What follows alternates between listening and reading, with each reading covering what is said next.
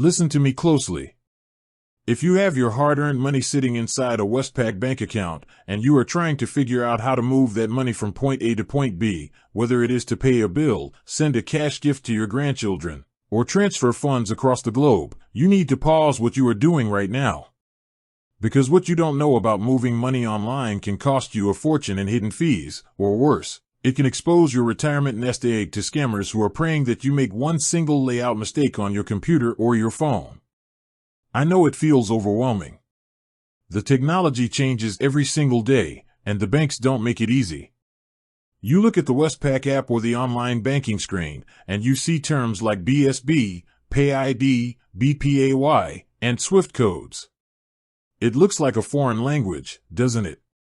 And your biggest fear, the thing that keeps you up at night, is hitting that confirm button and sending thousands of dollars into the financial abyss because you mistyped a single digit. You ask yourself, is my money safe? Am I going to get ripped off by international fees? What happens if I make a mistake? Take a deep breath. We are going to protect your money, and we are going to make this simple. First, let's talk about moving money right here domestically. If you are transferring money to a friend, a family member, or another bank account within the country, you have two main choices inside your Westpac app or online portal. The first is the traditional BSB and account number.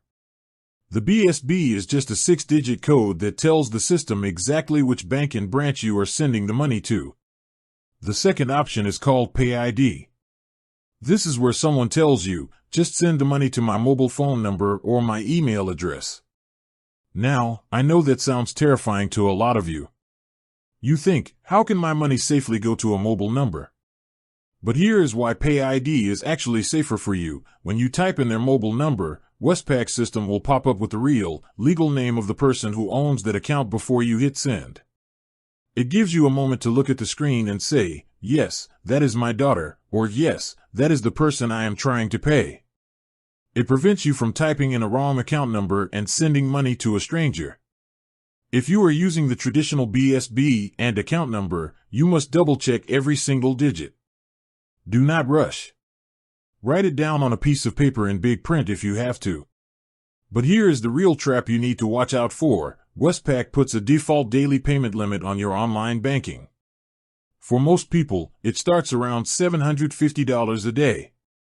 If you are trying to transfer a large sum of money, maybe you are buying a car or helping a child with a down payment, and you try to send $5,000, the transaction is going to fail. And you are going to panic thinking your account has been frozen. It hasn't. You simply hit your limit. To fix this, you don't need to drive down to a branch and stand in line.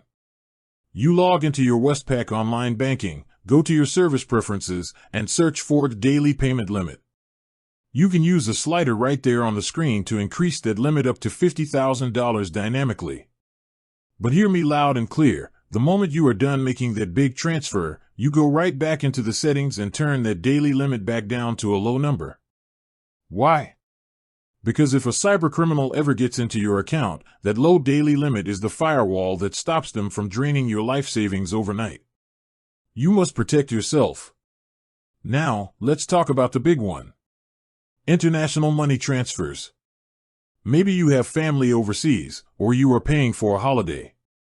This is where retirees get absolutely slaughtered on fees if they are not careful. If you walk into a physical Westpac branch because you want the comfort of speaking to a human being, Westpac is going to charge you a $32 transfer fee just to have a staff member process that international payment for you.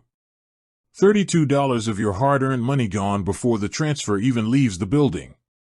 Even if you send it in Australian dollars online, they can hit you with a $20 fee. Here is your takeaway to save that money. If you do the international transfer yourself using Westpac Online Banking or the Westpac mobile app, and you choose to send it in the foreign currency of the destination country, whether that is US dollars, euros, or British pounds, Westpac charges you a $0 transfer fee. Zero. But don't celebrate just yet. Because while Westpac might charge you $0 on their end, the overseas bank receiving the money, or the middleman banks along the way, might still deduct their own fees from the total amount. So if you need to send exactly $1,000 to someone overseas to pay a specific bill, always send just a little bit extra to cover those hidden overseas correspondent bank fees. Otherwise, your recipient will shortchange you because the bank took a bite out of it. To do this safely online, you must register for what Westpac calls their Protect SMS code. It means when you try to send money to someone new, or send money overseas, Westpac will text a secret number to your mobile phone.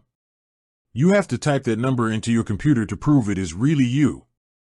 If you don't have this set up, or if you just changed your mobile phone number with the bank, there is often a security waiting period of several days before they will let you send money overseas.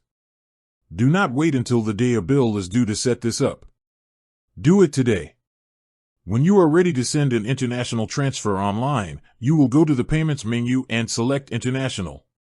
You will need the recipient's full legal name, their physical address, and their bank SWIFT code or BIC code. If you are sending money to Europe or the UK, you will also need their IBAN number. Ask the person you are sending money to for these exact details. Do not guess. Once you enter the information, Westpac will show you the exchange rate. Look at that rate very carefully. That rate is only guaranteed for 5 minutes from the moment it appears on your screen. If you walk away to get a cup of tea and come back, that rate has expired, and you need to hit refresh. Once you hit confirm, it typically takes between 1 to 3 business days for that money to land safely in the overseas account. You can track it right inside your app under your transaction history. If 5 business days pass and the money hasn't arrived, do not sit there and worry.